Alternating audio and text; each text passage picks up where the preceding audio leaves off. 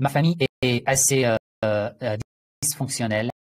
J'ai grandi en voyant mes parents qui se détestent, mes grands frères et sœurs qui ont beaucoup de traumas et qui, à leur tour, agissent comme mes parents. Pour faire court, mon environnement est très toxique et je ne peux plus avoir de conversation avec un membre de la famille sans que ça parte en dispute.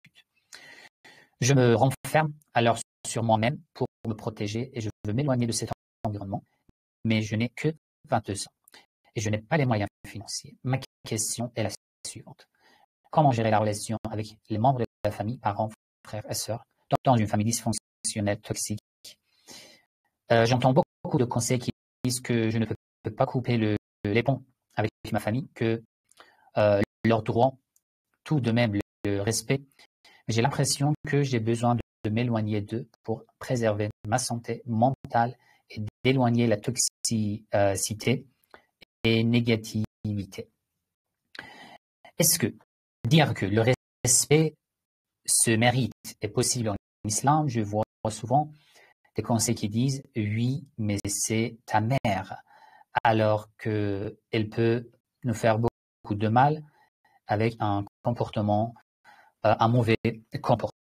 Déjà, ce genre de situations sont vraiment, nous pouvons dire, insupportables dans l'essence de la thérapie que je fais sur mon institut avec les couples, les parents, les enfants.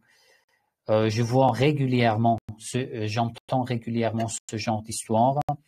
Ce n'est pas seulement vous, parce que nous sommes habitués en fait de nous nommer toujours musulmans et d'être heureux que nous sommes musulmans et nous avons tout abandonné. Nous sommes devenus des criminels dans une famille, toujours des disputes, toujours la colère, toujours, on peut dire, beaucoup de mauvais comportements, de mauvaises paroles à la maison, sans être conscient de l'effet de ce genre de comportement sur les enfants, sur le bébé, les enfants qui grandissent, leurs enfants, enfance, leur jeunesse, et même lorsqu'ils deviennent matures et adultes. Et ensuite, pourquoi vous ne vous séparez pas? Non, parce que c'est pour vous les enfants, mais tu as construit un enfer dans la maison.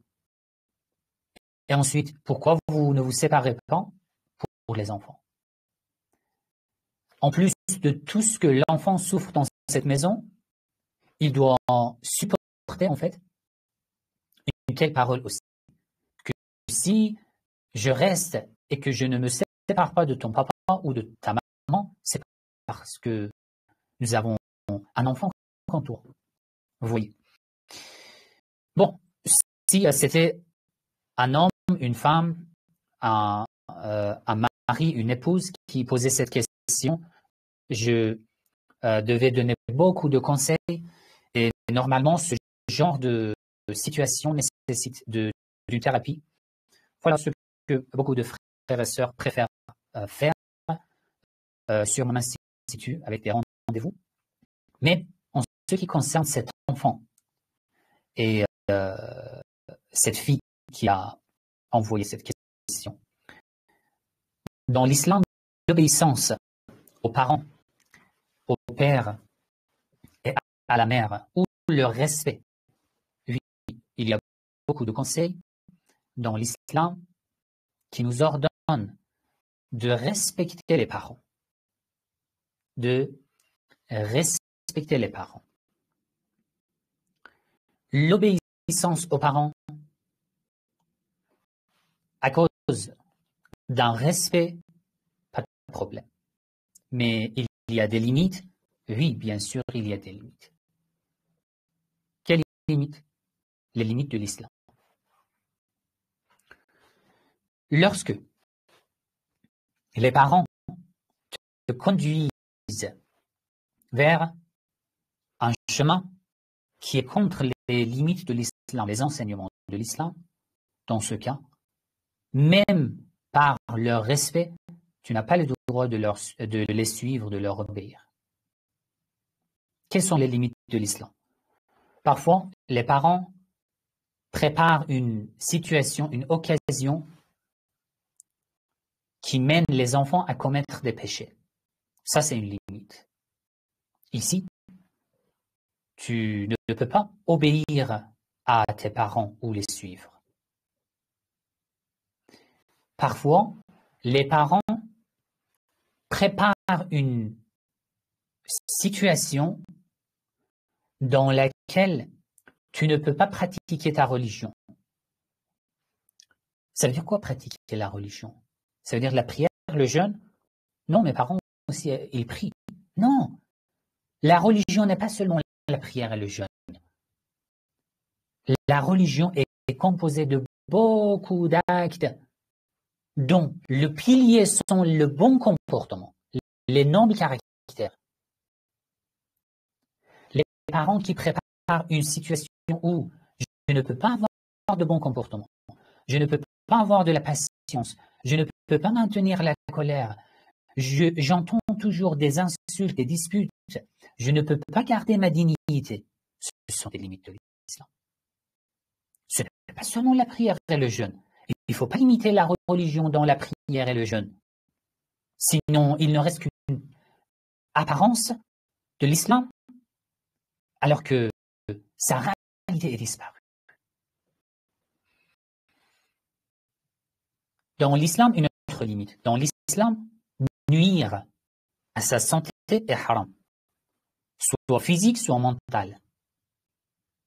Ça veut dire que si les parents veulent ou décident de te blesser physiquement, par exemple, ils sont agressifs. Dans ce cas, bien sûr que tu ne dois pas les suivre parce que c'est haram.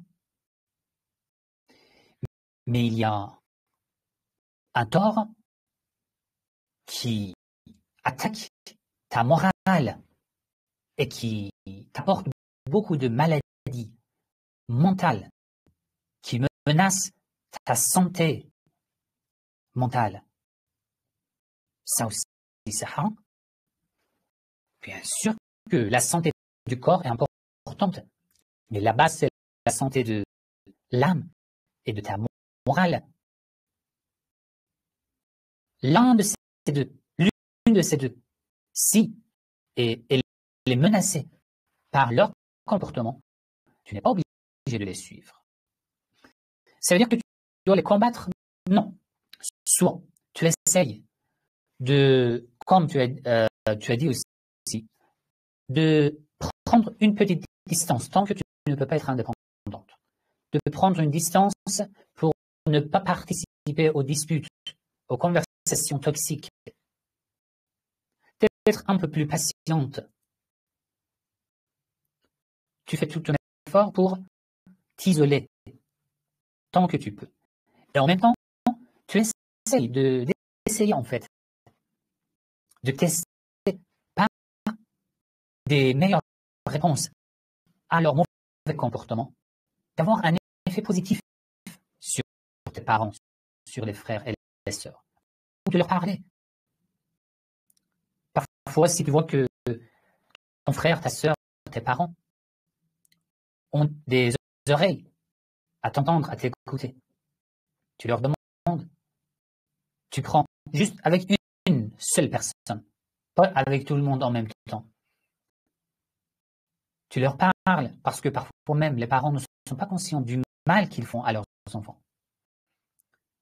Tu essaies de développer ce sujet, ce comportement, cette parole que tu as dit fait un tel effet sur moi, sur tes enfants.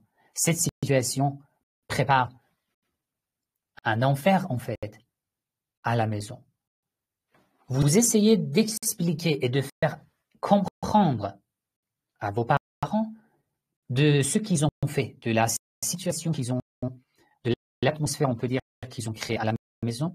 Comme ça pourrait être un peu mieux. En tous les cas, les conseils que j'ai donnés sont des conseils, on peut dire, en général, Mais vous pouvez aussi, si en fait vous pouvez participer aux séances de rendez-vous concernant les sujets particuliers et plus personnels. Dans ce cas, pourquoi pas, ça pourrait vous aider encore plus. Très bien.